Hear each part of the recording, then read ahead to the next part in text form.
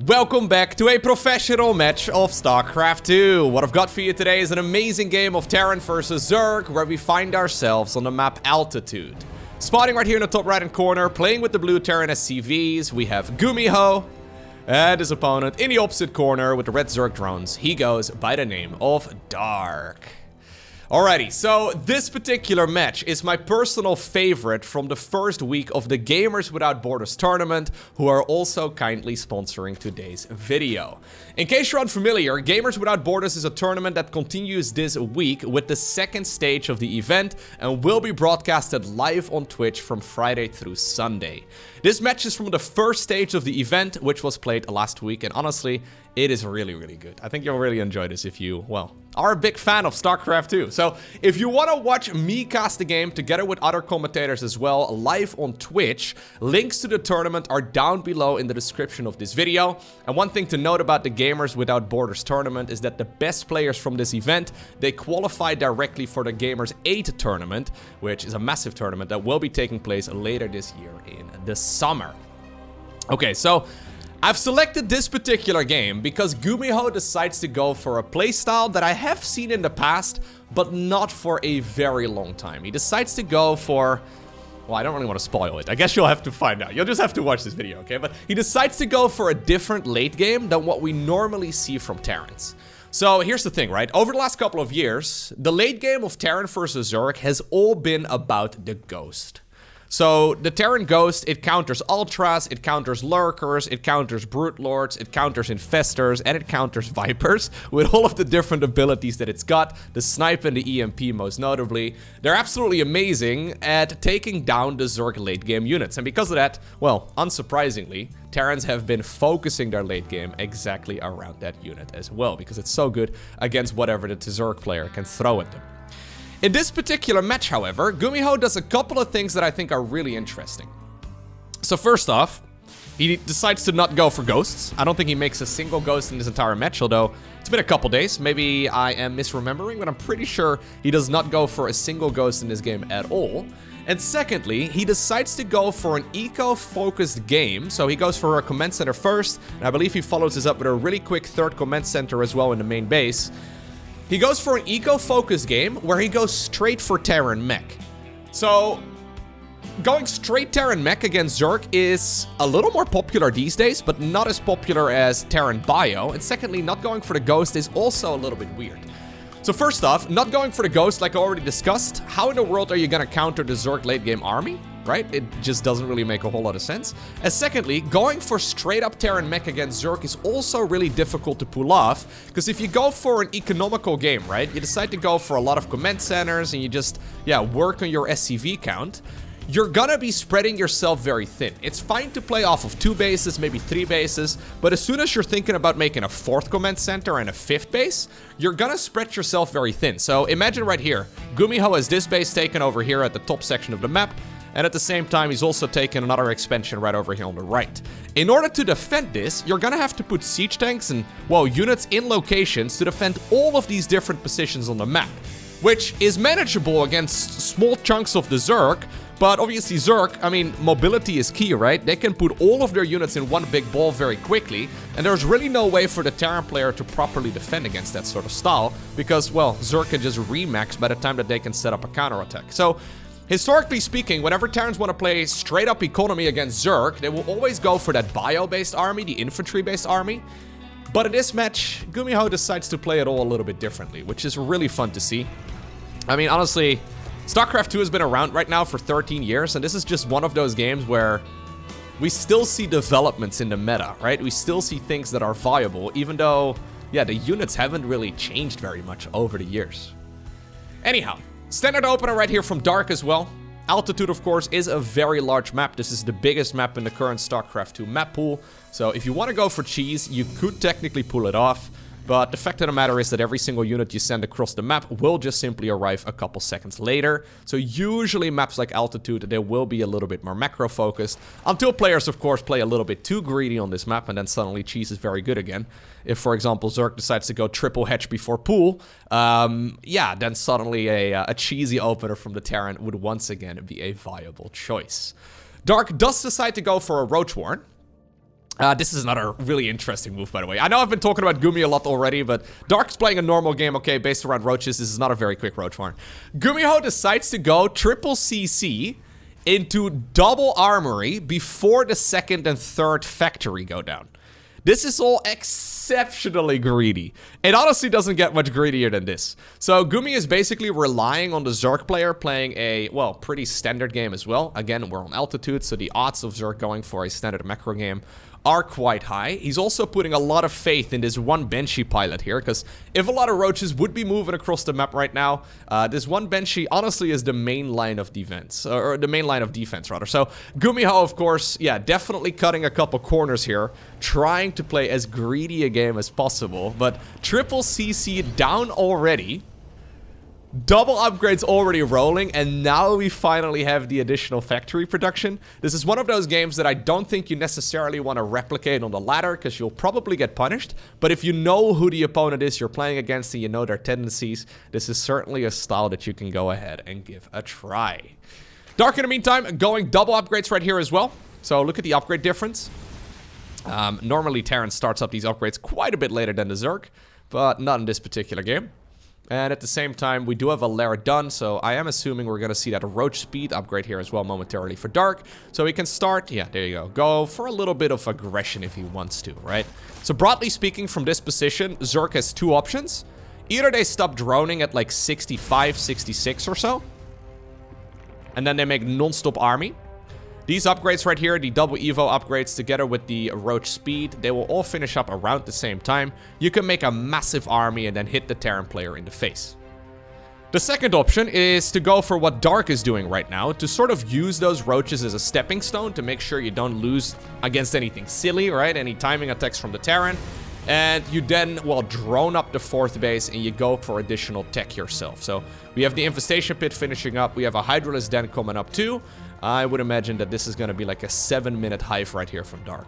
So Dark very much so just using this... oh, he goes back to Nucleans. Okay. It's been a couple days since this game. Anyways, oh, Hive also does start off. Okay. So yeah, he's playing a, yeah, very happy macro game himself as well. And this is where I was watching this game live as it was happening. This is where I was not really liking GuMiho's position all too much, despite the greed. So here's the thing. Dark is... either the scariest, or maybe the second scariest, maybe the third, I don't know, it's a little hard to say, but Dark is an incredible late game player. I don't really see him losing a whole lot of games in the late game at all. He's very comfortable playing all of those spellcasters, even against that ghost-based army. He's very good at splitting, neural parasiting. I mean, I've casted a lot of his games over the last few months. I'm sure you've noticed that the man doesn't really roll over, and if he gets to play a late game, usually he seems very comfortable. So Dark at this point, yeah, definitely the man who I like quite a bit. Now here's an interesting development in this game. GuMiho decides to go for a medevac. Medevacs have two functions in StarCraft 2, right? They can heal biological units, and they can be used as dropships, right? So they're kind of like the Brood War unit, the medic, and the dropship squeezed into one, right? What GuMiho is going to do shortly is add additional medevacs to his Terran mech army. This is another key right here with his late game transition that we don't normally see. He goes for the smart servos, which allows you to quickly transform Thors, but also Hellions into their alternate forms.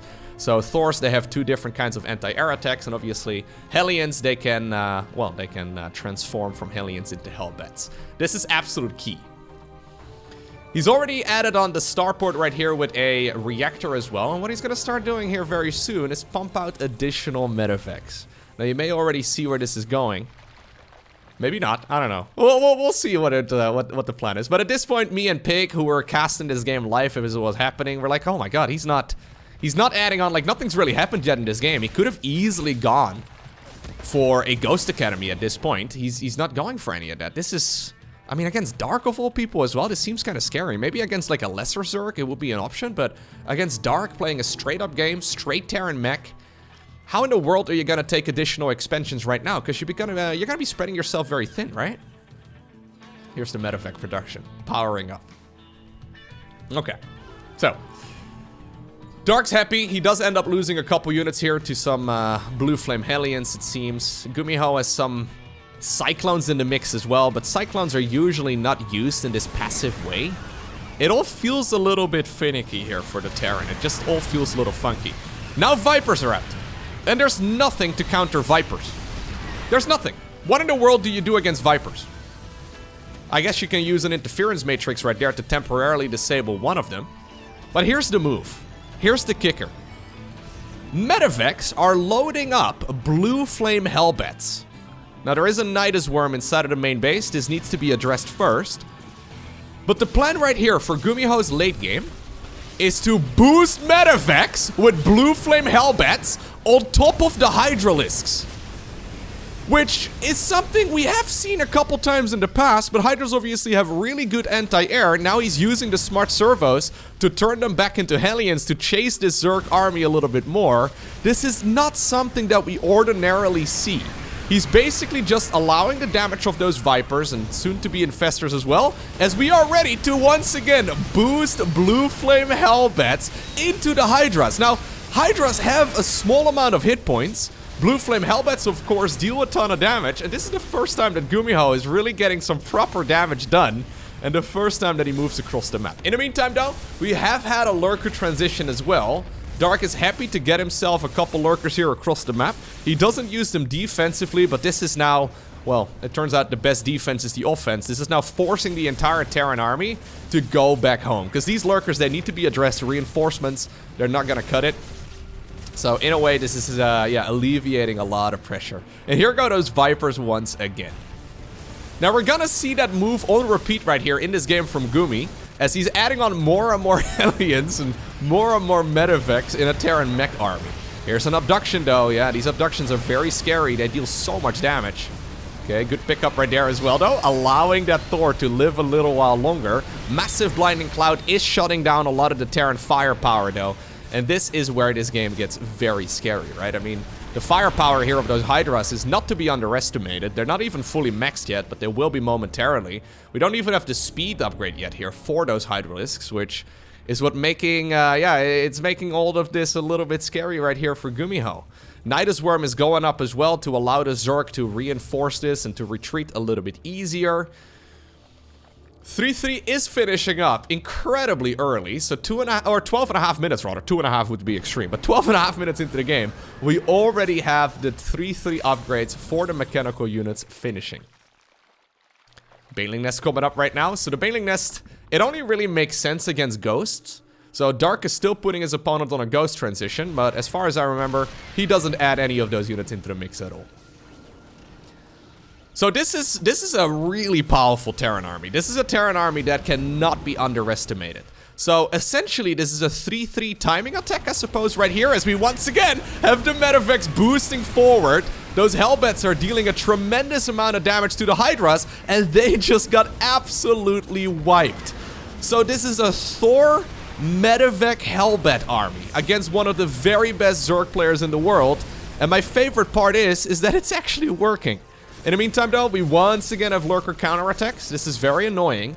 But if the Lurkers are over here, well, they're not at home. And without Lurkers, good luck trying to stop this army. Couple Queens are also running to their deaths right over here as they try to desperately get closer to the natural expansion.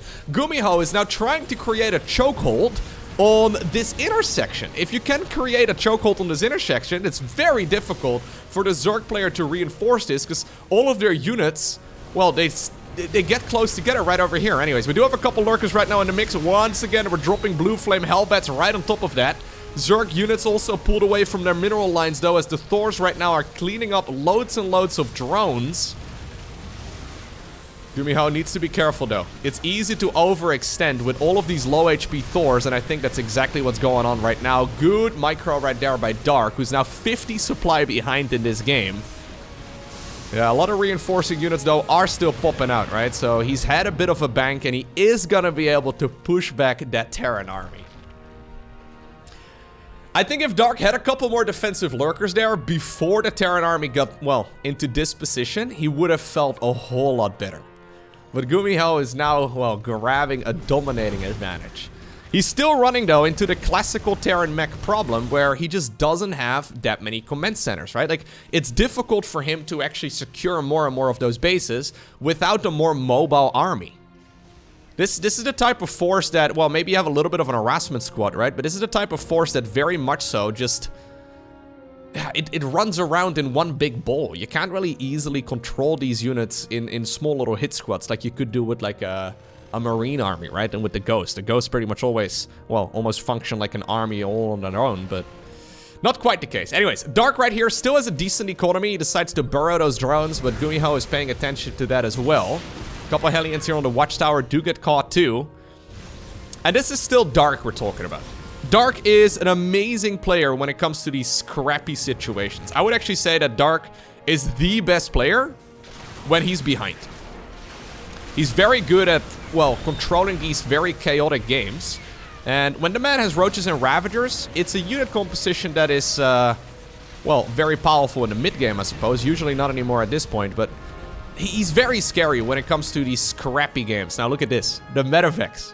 Boosting forward. Effectively creating a surround? A flank, I suppose, right here on this Roach Ravager ball. I just love the addition of Medevacs with Terran mech. Because it addresses the immobility issue. Not something we normally see. So that's the Roaches and the Ravagers going down. Still though, Dark has got a good enough economy. He's got an Infestor in the mix as well. Okay, fair enough. Fungal growth could be really sweet. But he's adding on a lot of Roaches and Ravagers. So he's going back to basics. And the problem is, this is a much faster army, even with the Medevacs. Well, maybe not so much with the Medevacs, but it's a fast army, at least compared to that of the Terran. So here we go. This command center is gonna be taken care of, it seems.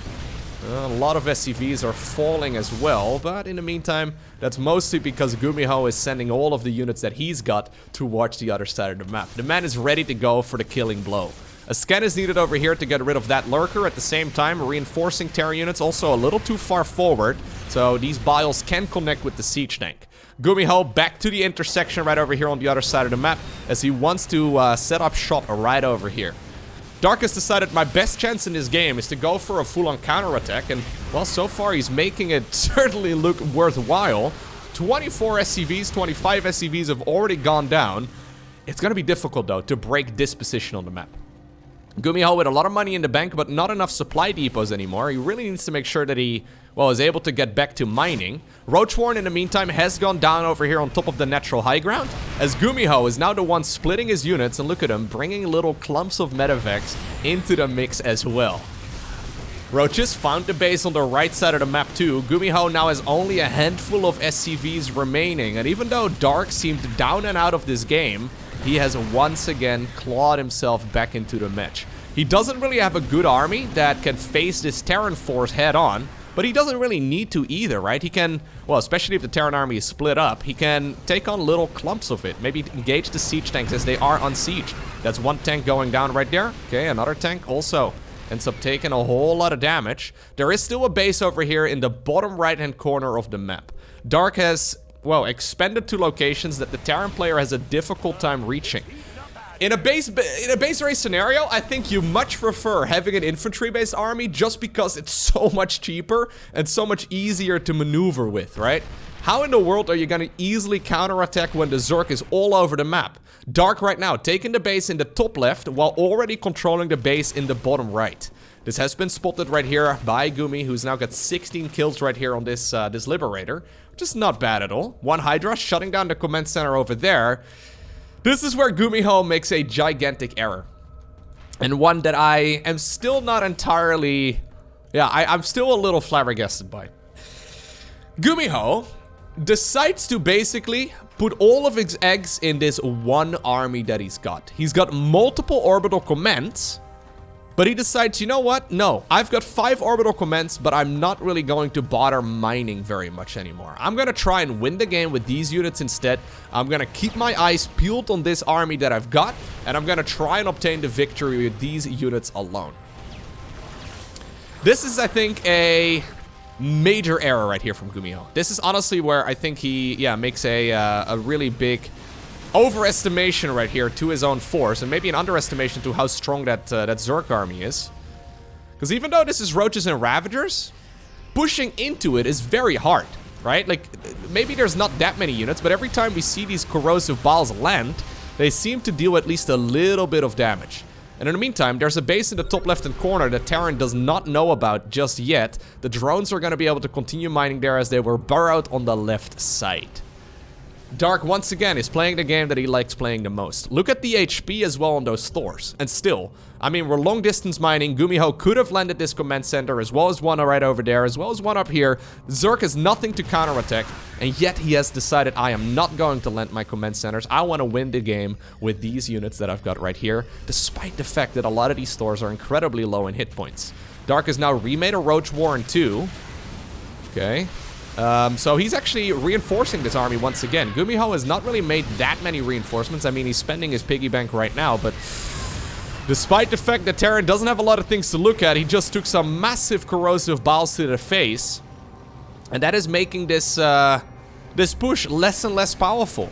GuMiho is still with a supply lead right now when it comes to the army, but a lot of that is caught up in red HP Thors that aren't really that powerful anymore. And now with the Brutling spawning out of that hatchery that just ended up going down, this is the moment where apparently Dark decides to pull the boys to soak up as much damage as possible, and he cleans up all of these units.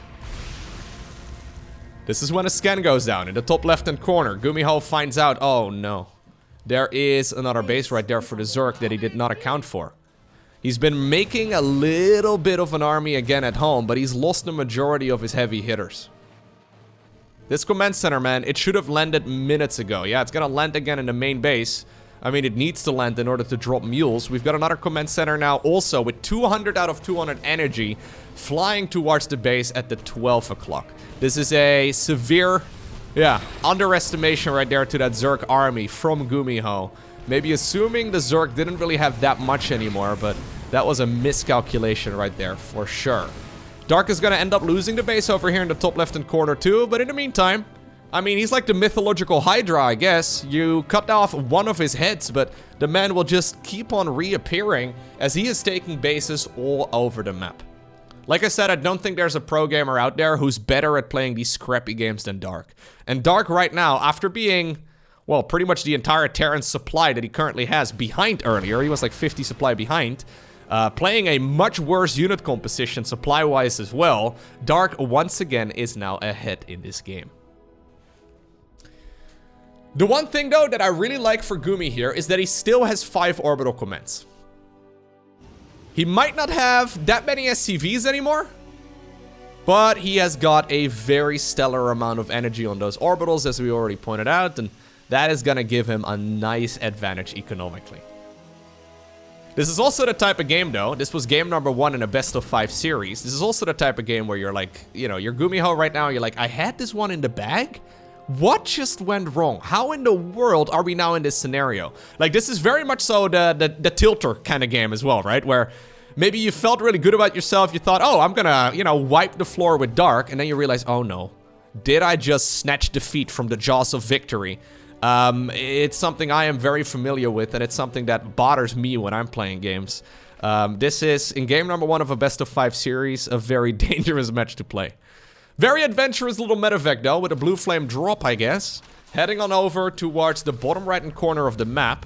Keep in mind that GuMiho, yeah, he's got vision of the map with those scans, but he doesn't really know exactly what's going on. A couple blue flame hellbats over here, though, do transform into, well, the hellbats, and they're gonna be quite a bit better. Nicely done right here by our Terran player. Finds this base over here in the bottom right-hand corner. There are some units here defending it, but obviously, Hellbats have the unique ability of being both mechanical as well as, of course, biological. So these medevacs can actually heal them up. At the same time, small little Ravager counterattack. High ground vision here provided by the siege tank. Brilliant micro here coming out of our Zerg player once again. Getting so much value out of units that ordinarily... I think he just traded like 3 Ravagers for 3 siege tanks. That ordinarily wouldn't be that powerful, but... Dark showing us once again why he is not to be counted out of a match like this. At the same time, we do have a fight right over here on the left side of the map too. Medevac once again being used for additional utility to pick up unsieged tanks to make them more microable. Another medevac drop here in the bottom right-hand corner. But here's the next transition right here from Gumi, and I love it. GuMiho, yeah, he's obviously well aware of the fact that, well, Banshees are good units, but normally they're considered to be an early game unit. We don't usually see Banshees past the earlier stages of a match. GuMiho is thinking, yo, my opponent doesn't really have a lot of anti-air, corrosive biles being maybe the best choice. He decides to go for a Banshee hit squad. Okay, so what's Dark's best chance? Well, Dark doesn't have a lair. He doesn't have, well, the potential to go for a Hydralisk Den or a Spire or anything like those. So his best bet is probably just to go for more and more queens. But the added benefit, of course, is that being aggressive with queens is going to be very difficult. So Banshees here, I think, are a fantastic choice. They are going to be good, the queens that is, at defending those bases. But they're not going to be that great offensively. Spore Crawlers, of course, another option as well. Here's that Cloak from the earlier stages of the game, finishing up once again. Well, I guess it already was finished, but it's going to allow this Banshee to deal a little bit of damage and maybe cut off the Zerg a little bit too. Dark, though, still on the offensive. Another move that I really like right here from Dark. He knows that there's Banshees out, and he's like, yep, I've got no anti-air, but I'm still going to make a little bit of an attack happen to try and push you back. Desperately biling wherever he can, but GuMiho is on top of the micro here. Maybe a little bit lower than your average pro gamer's actions per minute, but GuMiho is very effective. As now these two are becoming next door neighbors. Dark taking the base over here. GuMiho taking the base over here in the top left. He's desperately trying to remake an army. Big, well, siege tank shots as well, but once again, very good biles there by our Zerg, although he did not quite finish up that tank. Here's the Medevac once again, trying to provide value. And it looks like the group of Terran units here has successfully cornered a couple of those Ravagers too. Cloak Banshees once again available. Okay. There's not really that much mining going on over here though, so I don't think you necessarily want to kill this hatchery. Once again, if Dark sees that you're busy with your Banshees, he immediately counterattacks with the Roaches and the Ravagers, trying to, well, get lucky, I guess, with his corrosive biles. And against many a Terran player, he would probably get lucky and bile down a couple of those units at some point, but he just doesn't have the firepower to deal with all of those flying units. The Banshee count is slowly growing. And now, once again, GuMiho is ahead when it comes to the supply count. Roach is over here trying to be annoying, trying to force friendly fire as well from that siege tank in the back. Once again, an efficient trade right there by Dark, but he doesn't have much income anymore. Only just now is when he remakes the spawning pool that he lost over there a little bit ago. He's got a Roach Warren still, but without a spawning pool, he can't actually really make a lot of spores anymore. He can't make queens either. So he has no answer right now to all of those Banshees, and while the rest of the Terran ground army will be cleaned up. Oh my god, that was a big bile. But yeah, while the rest of the Terran army is being cleaned up, there is absolutely no answer anymore for those Banshees. I would actually kind of love to see the Hyperflight Rotors upgrade here. I don't know if Gumi could really afford it in a game like this, but it would be really sick to have additional movement speed. Either way, without the spawning pool, no queens, no spore crawlers, no nothing. And because of that, Dark is forced to tap out of this game of StarCraft 2. Once again, thank you very much to Gamers Without Borders for sponsoring this video, and thank you very much for watching it. If you enjoyed watching, make sure you hit the like button down below. And if you want to see more, subscribe so you get notified as soon as future videos go live.